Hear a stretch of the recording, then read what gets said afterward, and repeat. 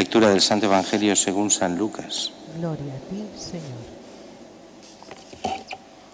En aquel tiempo dijo Jesús a sus discípulos: a vosotros los que me escucháis os digo, amad a vuestros enemigos, haced el bien a los que os odian, bendecid a los que os maldicen, orad por los que os calumnian. Al que te pegue en una mejilla, preséntale la otra.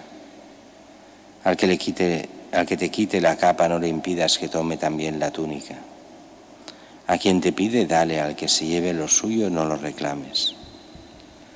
Tratad a los demás como queréis que ellos os traten, pues si amáis a los que os aman, ¿qué mérito tenéis? También los pecadores aman a los que los aman. Y si hacéis bien solo a los que os hacen bien, ¿qué mérito tenéis? También los pecadores hacen lo mismo.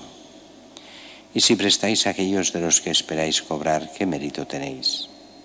También los pecadores prestan a otros pecadores con intención de cobrárselo. Por el contrario, amad a vuestros enemigos, haced el bien y prestad sin esperar nada. Será grande vuestra recompensa y seréis hijos del Altísimo, porque Él es bueno con los malvados y desagradecidos. Sed misericordiosos como vuestro Padre es misericordioso. No juzguéis y no seréis juzgados. No condenéis y no seréis condenados. Perdonad y seréis perdonados. Dad y se os dará. Os verterán una medida generosa, colmada, remecida, rebosante. Pues con la medida con que midiereis, se os medirá a vosotros. Palabra del Señor. Gloria a ti, Señor Jesús. Esta parte del Evangelio de San Lucas que hemos leído representa lo que sería el Sermón de la Montaña, más o menos en el capítulo de Mateo. Y esta parte de este sermón que se hace para muchos incomprensible. Al que te pegue en una mejilla, preséntale la otra. Al que te quite la capa, no le impides que tome también la túnica. Al que te pide, dale; al que se lleve lo tuyo, no se lo reclames. Claro, uno oye solo esto y dices, bueno, entonces el cristiano, que es uno que se deja tomar el pelo. Y aquí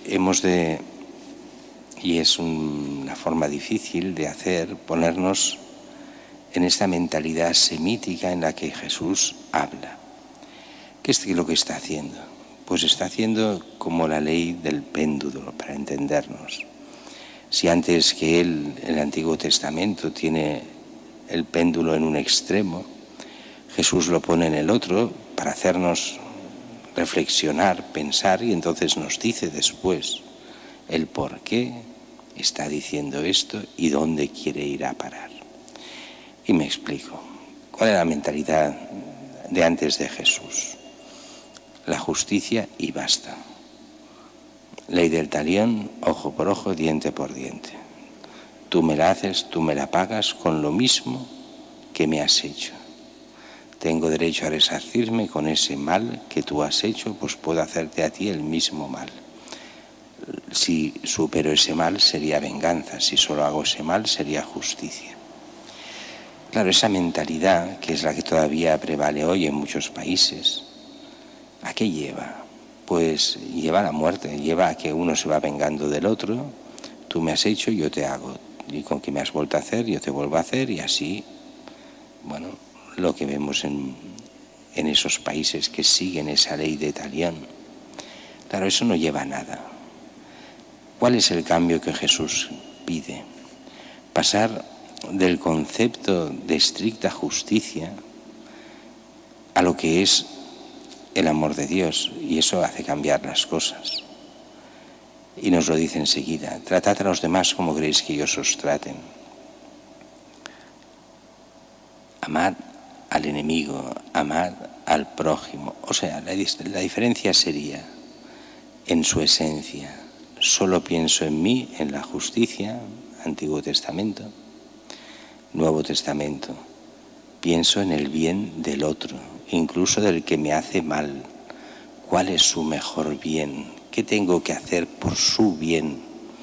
Y en algunos casos podría ser incluso dejarme robar. Pero también es verdad que para entenderlo mejor y no caer en la tentación de falsificar el Evangelio. El Concilio Vaticano II nos lo dice muy bien, y es que Jesús enseña con las palabras, pero también con las obras. Y estas palabras salen también en las obras. Al que te pegue en una mejilla, preséntale la otra. ¿Qué quiere decir? Que simplemente si alguien te pega, le puedes decir que te vuelva a pegar, pero a la segunda ya basta y entonces te puedes vengar. No quiere decir nada de eso. Quiere decir, cuando tú entiendes el otro que también es persona y no simplemente un sujeto al que puedes hacer lo que quieras, entonces las cosas cambian. Y el ejemplo está en el mismo Jesús.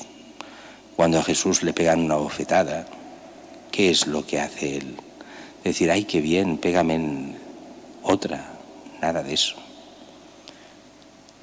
Lo que le viene a decir es ponerlo en situación. Oye, ¿por qué me pegas? ¿Qué he hecho mal? Y si no, ¿por qué me pegas?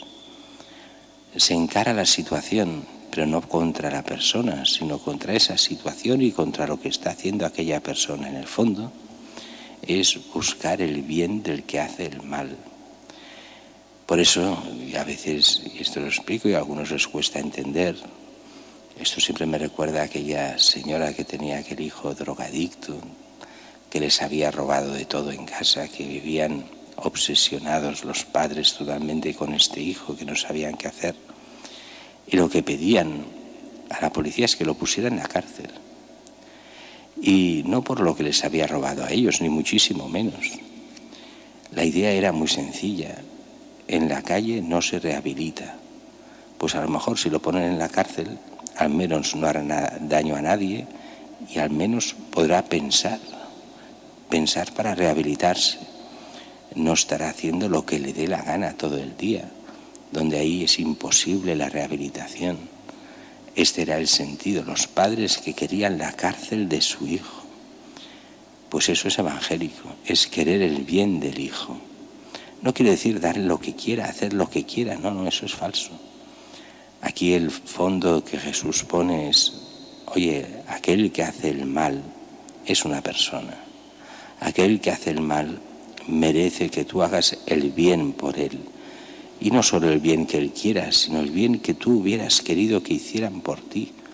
Y ese bien, en primer lugar, es la conversión de aquella persona, es el cambio, para poder vivir rectamente ante Dios.